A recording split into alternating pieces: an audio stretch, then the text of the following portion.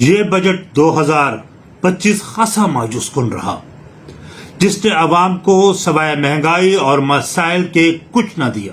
یہ بجٹ نہیں ہے بلکہ افریب کے سائے ہیں جو لوگوں کو ان سے جینے کا حق چھین رہے ہیں۔ یہ بجٹ بھی عوامی ہونے کی بجائے اشرافیہ اور مافیا کو نوازنے کا بجٹ معلوم ہوتا ہے۔ حکمران عوام کو اعداد و شمار کے گورکھ دھندے میں الجھا رہے ہیں۔ سرکاری دستاویز جو بجٹ کے حوالے سے پیش کیا گیا ہے، اس سے اگر آپ دیکھیں تو عوام کو دھوکہ دیا جا چکا ہے۔ اشرافیہ کو نوازنے کا نت نئے طریقہ کار وضع کیے گئے ہیں، مگر غربت کو ختم کرنے کے لیے کوئی اقدامات نہیں کیے گئے اور اخراجات کو اپنے کم نہیں کیا گیا۔ جواز یہ دیا جاتا ہے، جب ان سے پوچھتے ہیں تو کہتے ہیں IMF کا دباؤ ہے، مگر IMF نے تو یہ کہا کہ آپ سبسڈی کم کریں، اخراجات کم کریں اور اشرافیہ کو دی گئی ٹیکس کی رعایت کو کم کریں۔ حکمران شرائط کو پر عمل درآمد تو نہیں کرتے، مگر جہاں غریبوں پر بوجھ ڈالنے کی بات آتی ہے تو فوراً عمل درآمد کروا دیتے ہیں۔ اور رواں مالی سال میں اشرافیہ اور بااثر حلقوں کو 5,840 ارب سے زائد کی ٹیکس کی چھوٹ دی گئی ہے۔ گزشتہ برس 2024 کے بجٹ میں 3,880 ارب روپے تھا۔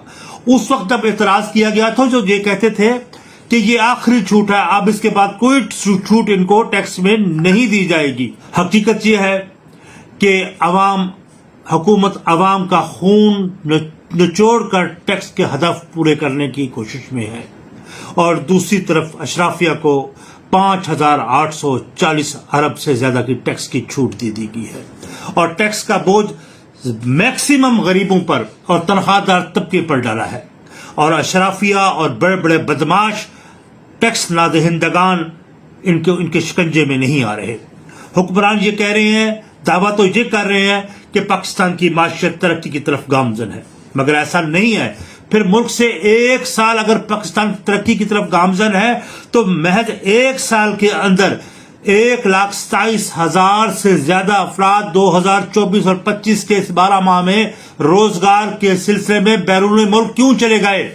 ان میں ہزاروں وہ درخشندہ ستارے تھے جو اپنے اپنے میدان میں مہارت رکھتے تھے۔ ان میں ہزاروں ڈاکٹرز تھے، PhDs تھے، انجینئرز تھے، اساتذہ تھے، جنہوں نے ملک میں اور جب حکومت نے یہ کہا کہ ان کی بے شرمی کی انتہا، تو دیکھیں ایک طرف تو یہ دعویٰ کر رہے تھے کہ حکومت نے تعلیمی ایمرجنسی نافذ کیا ہے، مگر اس تعلیم کے اوپر 0.8% کا بجٹ مختص کیا گیا ہے۔ اس وقت 38% بچے پاکستان میں ایسے ہیں جو سرے سے اسکول ہی نہیں جاتے۔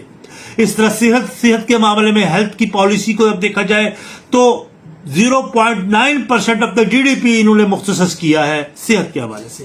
تعلیم اور صحت کے میدان میں پورے خطے میں سب سے بدترین حالات ہمارے ہاں ہیں۔ یہاں لوگ فٹ پاتھ پر زندگیاں بسر کر رہے ہیں، ان کے پاس ایک وقت کھانے کے لیے پیسے نہیں، کوڑے دانوں سے باسی ڈبل روٹی تلاش کرتے پھر رہے ہیں، لوگوں کے پاس پہننے کو کپڑے نہیں، بچیوں کی شادی کے لیے پیسے نہیں، در بدر کی ٹھوکریں کھا رہے ہیں۔ معصوم بچے جن کے ہاتھوں میں کتابیں ہونی چاہیے تھی، ہم نے انہیں بھکاری بنا دیا ہے۔ یہ سخت ناانصافی ہے۔ ایک طرف مخصوص طبقے کو مسلسل ٹیکس میں رعایت دی جا رہی ہے، اور دوسری طرف غربت، مفلسی، بے روزگاری میں اضافہ ہو رہا ہے، کروڑوں بچوں اسکولوں سے باہر ہیں، اور ہمیں یہ ناانصافی اب تو عالمی ادارے خود ہمارے حکمرانوں کو جگا رہے ہیں کہ خدا را غربت کو کنٹرول کرے، اور 44.7% پاکستانی عوام غربت کی لکیر سے نیچے زندگی گزارنے پر مجبور ہو چکی ہے، لیکن حکومت یہ اعداد و شمار چھپا رہی ہے۔ پاکستان کے حکمران کابینہ میں شامل وزراء حکومتی اتحاد، خواہ وہ پاکستان تحریک انصاف سے ہوں، نون سے ہوں، پیپلز پارٹی سے ہوں، یہ سب کے سب اپنی مراعات اور تنخواہوں کے اضافے پر شادہ ہیں، خوش ہیں۔ اور فیملی پینشن اب کی اگر مثال دی جائے تو یہ حکومتی کی شفافیت کی سب سے بڑی ایک مثال ہے جس میں انہوں نے کہا کہ وفات پا جانے والے بیوہ کو 10 سال تک ہی پینشن مل سکتی ہے۔ اس سے بڑا ظلم اور کیا ہو سکتا ہے کہ سرکاری ملازم اگر جوانی میں فوت ہو جائے تو اس وقت اس کی جوان بیوہ اور اس کے بچوں کی کفالت کی سب سے زیادہ ضرورت ہوتی ہے اس وقت۔ اگر اس کا بچہ 3 سال کا ہے تو 13 سال کی عمر میں جب اس کی ماں کی پینشن بند کر دی جائے گی تو آپ اس کو در بدر کی ٹھوکریں کھانے پر مجبور کر رہے ہیں۔ یہ استحصالی بدبودار پالیسی آپ کو مبارک ہو، عوام اس کو ریجیکٹ کرتے ہیں، مسترد کرتے ہیں۔ لعنت ہے ان پر جنہوں نے فیملی پینشن میں سو کالڈ ریفارمز کی ہیں۔ اس وقت سرکاری ملازمین میں اس حوالے سے خاصی بے چینی پیدا ہو رہی ہے۔ حکومت اپنے غیر ضروری اخراجات کم کرے۔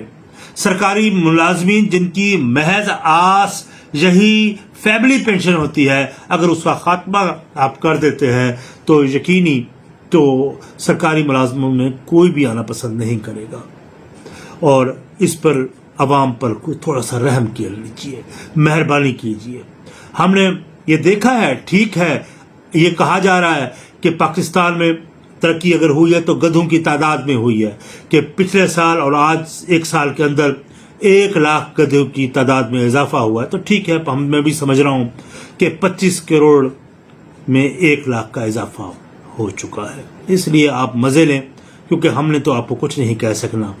آپ ہماری بے بسی پر اور ہمارے سینوں پہ منہ تلتے رہیں۔ جی ہاں۔